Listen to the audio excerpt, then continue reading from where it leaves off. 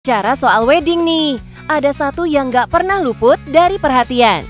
Yap, betul bos, kue pengantin alias wedding cake yang sudah jadi bagian penting dari pernikahan selama berabad-abad. Nah, ini dia Libra Cake, salah satu pelopor bisnis wedding cake di Jakarta. Halo bos, kalau kalian pernah lihat kue pengantin di tempat pesta dan kalian penasaran cara pembuatannya dan beberapa koleksi di galeri kami, tetap di Cuan Bos!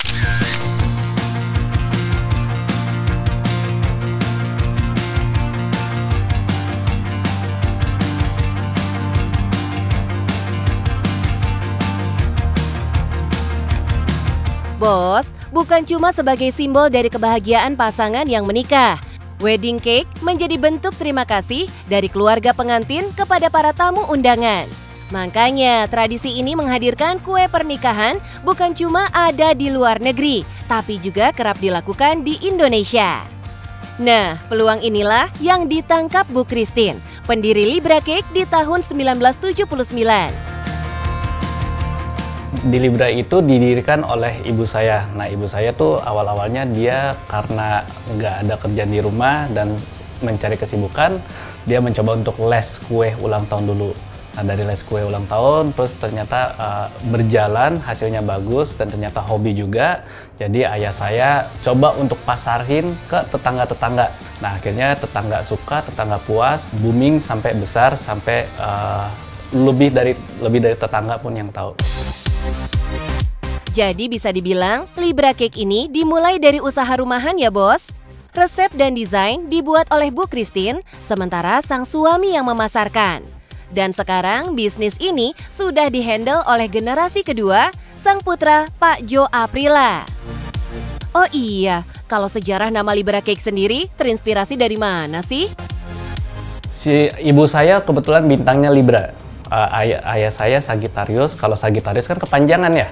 Nah, Libra Cake kebetulan bintangnya Libra, jadi lebih gampang diingat, lebih gampang disebarluaskan aja. Hampir 50 tahun berbisnis, Libra Cake bukan cuma sebagai pionir dalam bisnis kue pengantin, tapi juga menjadi pelopor kue pengantin dummy di Indonesia loh. Dapat inspirasi dari luar negeri. Waktu itu papa jalan-jalan ke Singapura, dilihat di sana kok kue pengantinnya nggak pernah dimakan dan dipotong. Jadi dibuat bagaimana sih kue pengantin itu dibuat tanpa perlu dipotong, bisa dipakai lagi tapi dengan harga yang murah. Baru dikenalin ke Jakarta dan kita jadi pelopor nomor 1 untuk dummy wedding cake. Sebelum tahun 2000-an, kue pengantin dibikin full dari kue asli bos. Tapi sejak diperkenalkan oleh Libra Cake, dummy cake pun terus menjamur jadi tren. Customer ada beberapa juga yang datang ke kita, Kak mau dong kue asli untuk di tempat pesta. Nah, saya biasanya selalu menyarankan untuk pakai dummy. Kenapa sih harus dummy? Pertama, harganya lebih murah, warnanya bisa lebih keluar, dan tingkatannya bisa jauh lebih tinggi, lebih sesuai dengan customer. Saat ini ada beragam model kue pengantin, mulai dari yang sederhana hingga yang mewah dengan banyak tingkat. Warnanya juga nggak monoton putih saja, tapi disesuaikan dengan warna tema pernikahan. Ini karena keberadaan kue pengantin menjadi bagian dari dekorasi yang memperindah pesta pernikahan. Nah bos, di belakang ini beberapa koleksi wedding cake kami yang lagi ngetren banget di tahun 2025. Dan di belakang saya ada kue yang sangat diminati di 2025 dengan tren simple dan elegance. Bisa dilihat ini kue bernuansa putih, kristal, dan simple yang cocok untuk dipakai di 2025 untuk wedding cake kamu. Sebenarnya kue pernikahan hadir dalam berbagai bentuk, ukuran, dan desain. Pokoknya disesuaikan dengan kepribadian.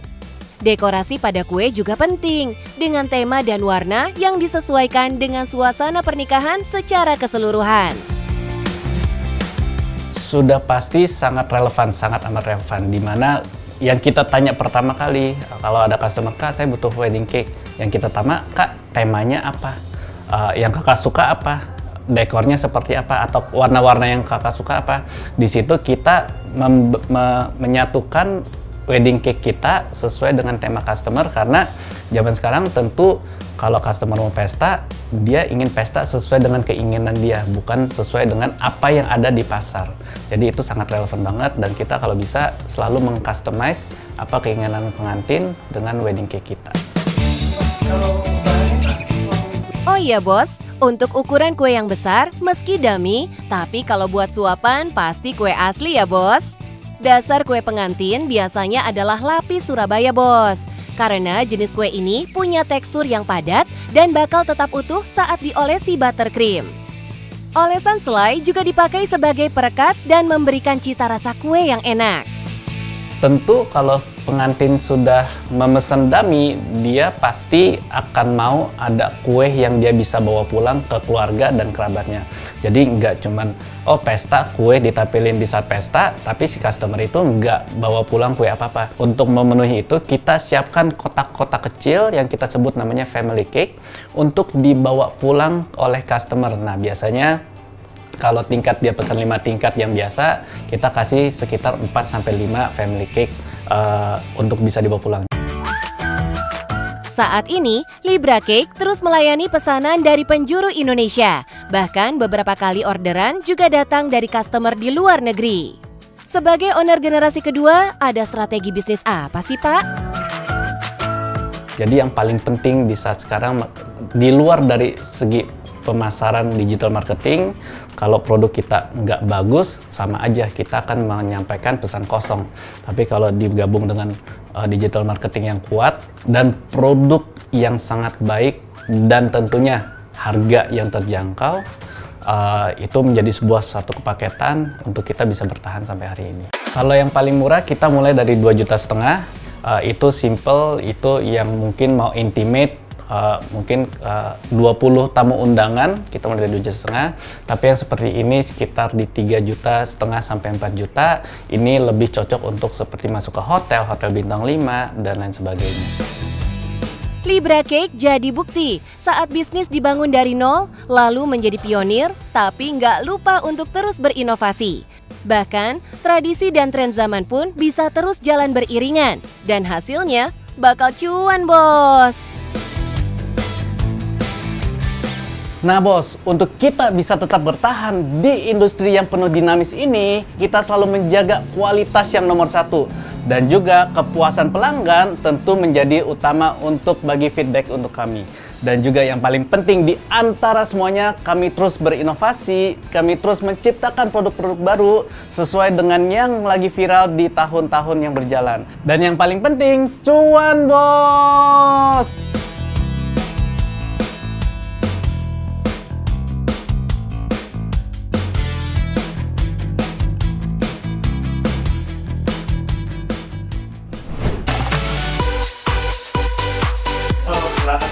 Bos, apa jadinya ya kalau Gen Z bangun bisnis? Yang pasti produk yang mereka jual bakal unik banget, penuh kreativitas bos. Kayak roti yang satu ini. Eits, ini bukan sekedar roti selai biasa loh bos. Kreasi 3 bestie Gen Z, Abel, Ella, dan Monique yang berani memulai bisnis makanan simple dengan modal kecil, tapi cuannya no play bos. Halo, aku Abed. Aku Ella. Dan aku Monique. Kita buka usaha krim palet, milk custard toast pertama di Indonesia. Kalau penasaran, tetap di Cuan Bos.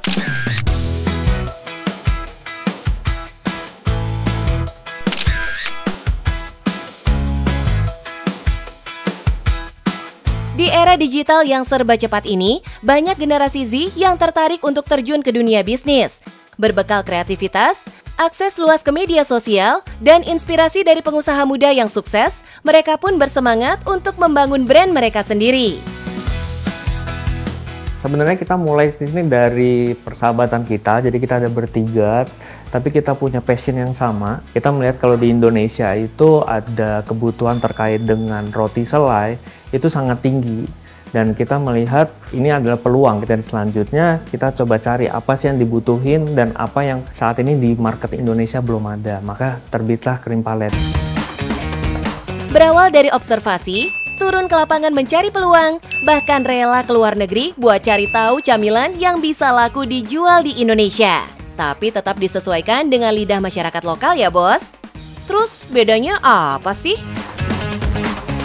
Kalau yang di luar itu kalau di selai ya seperti dioles saja gitu, dipanasin nggak bisa gitu, paling hanya jadi selai panas. Kalau di toast itu nanti akan kebentuk 2 layer baru, jadi atasnya crackling tapi dalamnya tetap lembut, jadi pas digigit tuh krek terus ces gitu. Menjual produk yang belum ada di pasaran jadi tantangan tersendiri nih bos. Bener sih, emang agak challenging, cuman kita mulai buka dulu ruko buat kita memperkenalkan, kita menjelaskan nih ke market kalau ada produk baru loh, ini untuk suatu kebanggaan di Indonesia. Karena kalau kita main langsung terjun via online, mungkin orang akan merasa kayak ini selai apa sih, nggak ada yang tahu gitu. Sehingga kita masuk dulu, buka offline store-nya buat orang bisa cobain secara langsung. Krem palet ini basicnya roti tawar yang diolesi selai. Uniknya, selai homemade yang dihadirkan punya tekstur yang beda dari selai kebanyakan. Kalau biasanya selai punya tekstur yang lembut, yang ini seperti pasir bos. Pilihan selainya ada Cocoa Lush, Winter Lemon, Matcha, dan Signature dengan rasa susu yang manis gurih. Oh iya, ada 2 pilihan penyajian yang bakal mereka tawarkan ke konsumen nih bos. Bisa rotinya dipanggang terlebih dulu baru diolesi selai, atau selai dioles ke roti dan dipanggang seperti ini. Hasilnya, selai bakal menyatu ke roti, super garing. Makanan simple kalau dibalut dengan kreativitas dan inovasi bakal punya nilai lebih bos. Makanya, nggak usah heran ya bos, kalau harga roti panggang ini mulai dari 30.000. Kalau untuk menu makanannya cuma 1, tapi untuk minumannya beragam bos, dengan harga puluhan ribu. Mereka paham banget nih bos, kalau selai yang mereka buat jadi produk andalan yang nggak ada di tempat lain. Makanya, mereka juga menjual selai injar dengan harga 80.000. Kita kedepannya pengen memperkenalkan versi jarnya, jadi spreadnya ini dimasukkan ke dalam toples buat market seluruh Indonesia bisa ngestok selai kita. Bos, saat ini mereka memang fokus untuk mengenalkan produk terlebih dulu. Branding yang dibangun pun tidak lewat media sosial seperti kebanyakan, tapi langsung mengenalkan produk ke konsumen lewat offline store bos. Didukung store yang sangat nyaman dengan desain kekinian supaya ketika dine-in konsumen bisa betah menikmati menu yang dipesan. Nah, setelah kuat di penjualan offline, lanjut akan concern ke penjualan online bos. Jadi kita udah ngelakuin riset, bahkan kebiasaan orang-orang sebelum breakfast itu ada yang pakai roti di selain itu udah cukup besar gitu. Khususnya untuk pangsa Jabodetabek, dan hal tersebut kita melihat ini potensinya luar biasa dan belum ada pemainnya, jadi kita masuk di sini. Sekarang boleh dong di-spill omsetnya.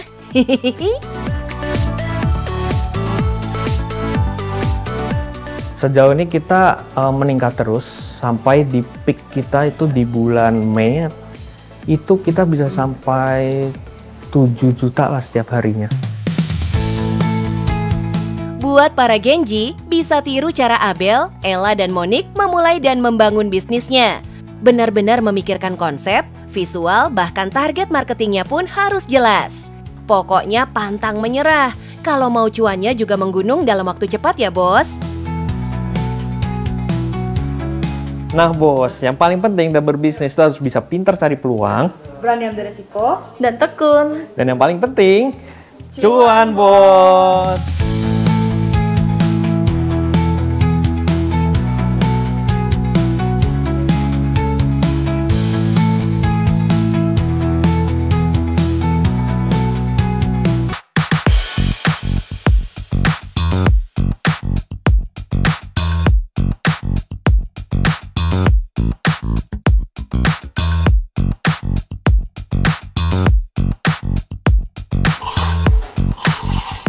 Bos, siapa sangka nih, sosok yang dikenal sebagai anak dari Pak Ahok dan Bu Vero ini sekarang jadi lebih dikenal sebagai bos kopi se-Indonesia loh.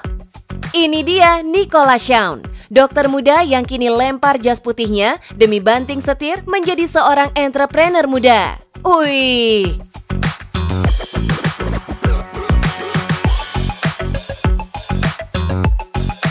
Dengan konsep yang gak kaleng-kaleng, menu kekinian, tempat yang cozy, vibes produktif, coffee shop ini bukan cuma jual rasa, tapi juga suasana. Satu gelas kopi, 1000 ide bisa lahir loh bos. Halo bos, kenalkan nama saya Nicholas Sean. Saya adalah owner dari Kopi Indonesia. Di sini kita menghadirkan menu-menu Nusantara seperti kopi gula aren dan juga ada banyak makanan seperti mie tek-tek, nasi goreng Jawa. Dan konsep kita adalah tempat yang nyaman dan harganya juga nggak terlalu mahal, harganya terjangkau dan tempat nongkrong yang enak seperti ini. Penasaran? Tetap di Cuan Bos.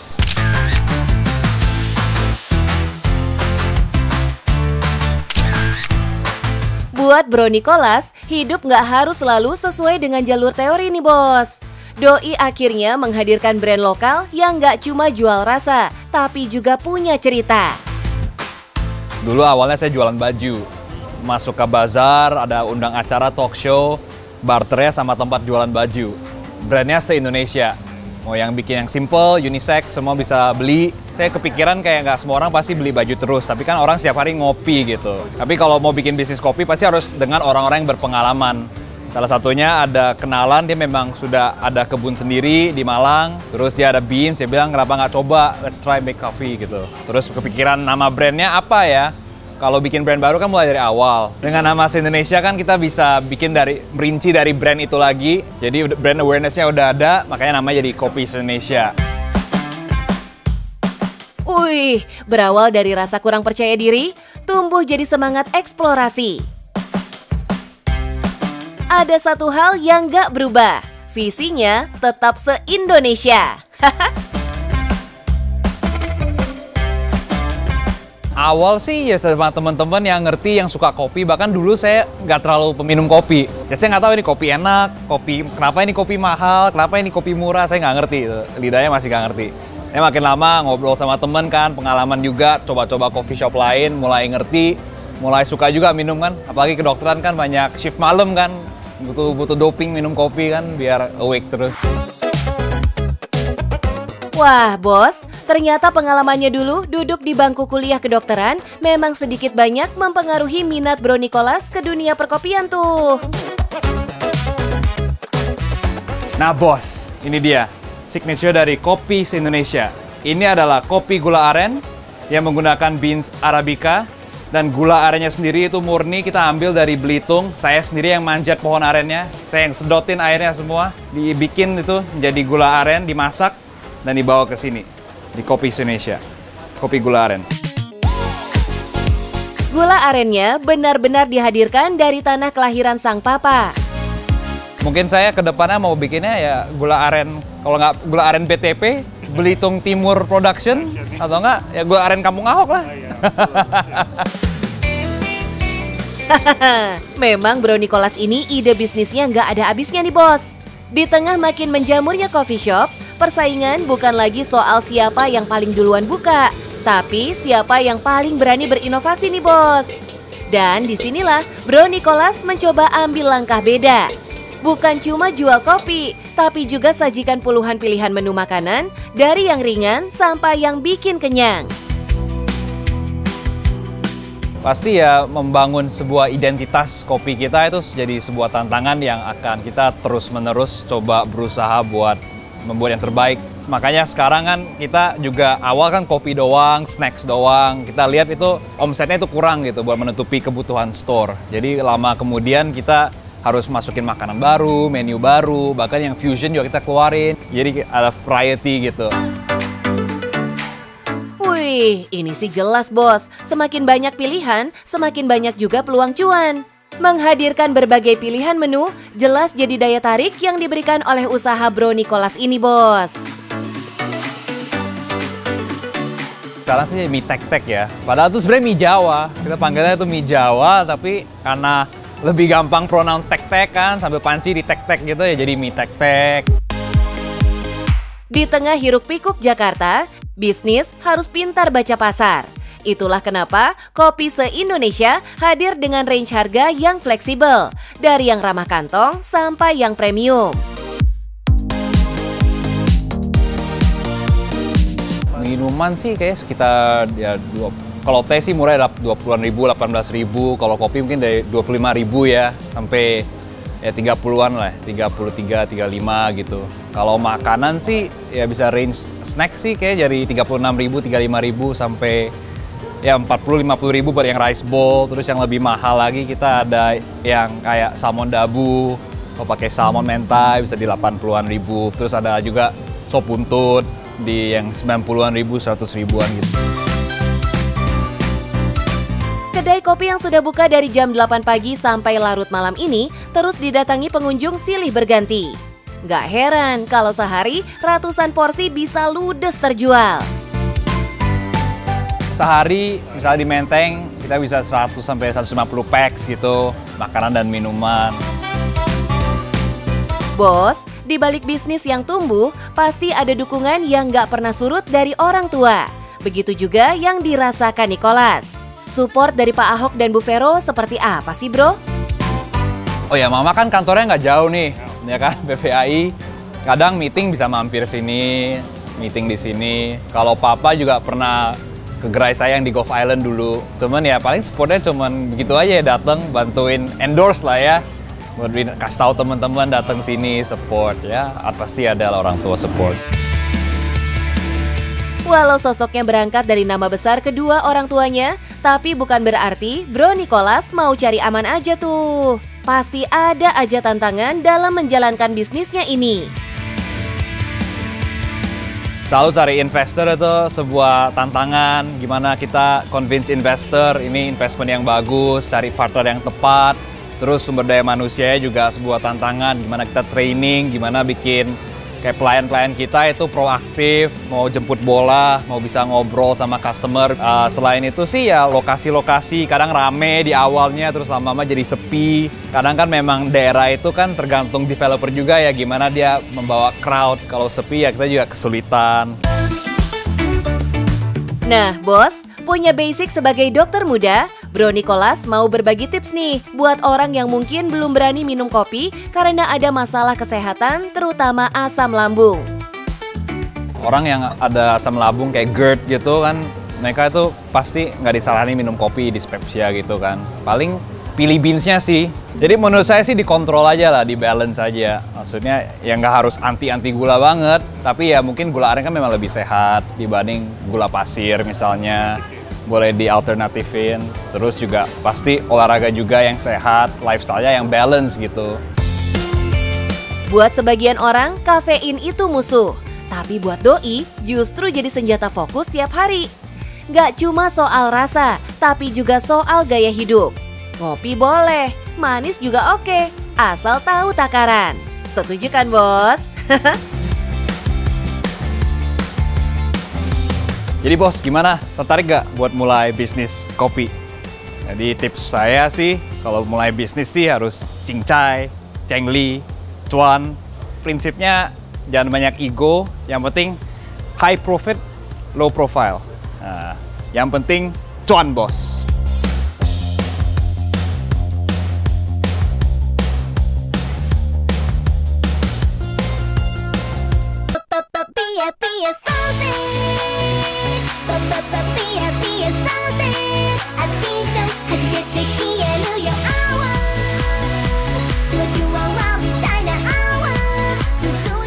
Bos, capek dengan kehidupan yang hampir burnout. Harus banget tuh bos diademin, biar nggak makin gosong. Buruan deh, sign out aja dengan liburan Green Flag. Tempat ini hidden gem sekali ya bos, karena berada di dekat sawah dengan full nuansa ijo-ijo di sekelilingnya.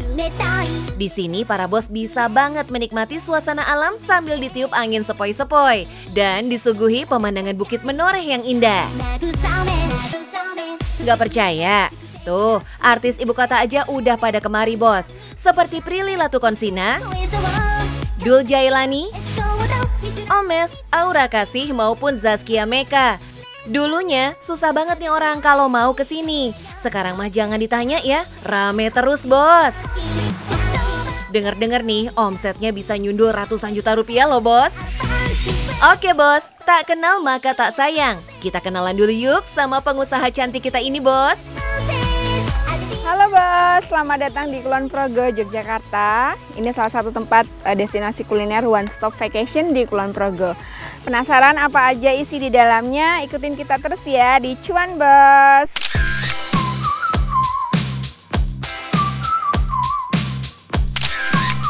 Duh, ayu tenan ya bos. Meski sudah berusia 30-an, Mbak Putri ini punya spirit dan fisik usia 20-an nih bos. Pemilik Geblek Pari ini berhasil menyulap warung makannya jadi destinasi wisata one stop vacation yang cuan. Wih, keren!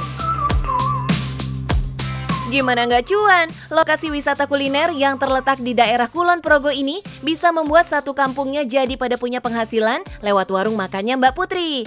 Melihat pengunjungnya selalu ramai, masyarakat sekitar mulai menyewakan skuter kepada pengunjung. Ya, jadi Geblek Pari ini menjadi satu kesatuan di mana sekarang sudah menjadi destinasi wisata kuliner atau kita sebutnya one stop vacation. Jadi selain kulineran, tamu-tamu kita, pengunjung bisa beraktivitas seperti skuter, ATV, naik VW dan juga jeep, bisa menginap atau bisa membatik, kegiatan membatik di Geblek Pari juga ada. Sewa skuter jadi salah satu kegiatan pengunjung kalau datang ke sini bos. Cukup mengeluarkan Rp25.000 aja, udah bisa warawiri keliling sawah dan berselfie ria. Asik kan? Pantas aja pengunjungnya nggak habis-habis. Nggak hanya itu aja bos, Mbak Putri juga membuka kolam renang ya bos di antara sawah-sawah hijau ini. Tempat ini baru aja launching beberapa bulan lalu loh bos. Konsep kekinian banget ya bos. Semua dari makanan sampai kolam renang, apalagi murce banget harganya. Pas di kantong kaum urban Nusantara. Awalnya, usaha Mbak Putri ini cuma warung makan prasmanan ala Jawa dengan konsep open kitchen bos. Dengan menu-menu rumahan seperti ayam sambal, ikan sambal, dan sayur-sayuran. Lebih gokil lagi, cuma dengan Rp11.000 aja udah bisa makan nasi dan sayur sepuasnya loh. Edan ya bos. Jadi Geblek Pari ini warung kejujuran. Kita nasi sayur ambil sendiri di dapur kita, prasmanan itu memang ambil sepuasnya 11.000. Sepertinya masih dalam angka perhitungan aman. Wih, boleh dong mbak di-spill. Gimana sih bisa jualan harga miring tapi tetap adem ayem dapat cuan? Orang sekarang sudah banyak yang jujur sih, daripada yang nggak jujur lebih banyak yang jujur. Tetapi ketika ada resiko mungkin lupa, saya sebutnya lupa ya, lupa bayar, itu sudah termasuk di dalam anggaran belanja kita lah. Mbak Putri juga melibatkan karyawan di sini yang merupakan warga sekitar untuk memasok bahan baku dengan harga pasaran yang ada. Otomatis biaya operasional jadi lebih ringkas dan hemat karena suppliernya orang sekitar bos. Keren ya sistem kolaborasinya Mbak Putri? Oh iya bos, dari tadi kita asyik sebut nama Geblek Pari, tapi nama ini ada artinya loh. Geblek adalah kudapan tradisional masyarakat Kulon Progo yang terbuat dari tepung tapioka. Jadi, jangan seuzon dulu ya bos sama penyebutan geblek di sini. Sedangkan pari artinya adalah sawah, pemandangan yang ditawarkan oleh warung makan ini. Jadi bisa banget cemal-cemil cantik makan geblek sambil menikmati pemandangan nih. Sekilas, geblek ini mirip sama cireng yang ada di Jawa Barat. Tapi beda ya bos, meski sama-sama terbuat dari tepung tapioka, tapi rasa dan bentuknya berbeda ya bos. Geblek bentuknya dibuat menyerupai angka 8 dan disantap dengan tempe benguk bos. Dan rasanya tentu aja beda bos. Karena menjadi favorit pengunjung yang datang, dalam sehari mereka bisa menghabiskan 15-20 kg geblek loh bos. Wow. Jadi kepo deh ya sama omset Mbak Putri ini. Yuk kita hitung bos. Kalau sebulan aja nih bos, doi kedatangan sekitar 10.000 orang dengan pembelian nasi dan sayur sepuasnya Rp11.000. Maka sebulan tembus Rp110 juta come to kantong Mbak Putri. Cihuy ya. Pundi-pundi cuan lumayan banget nih bos. Semangat cari cuan ini udah terbentuk sejak masih muda nih bos. Mbak Putri emang gencar banget kerja di dunia penjualan.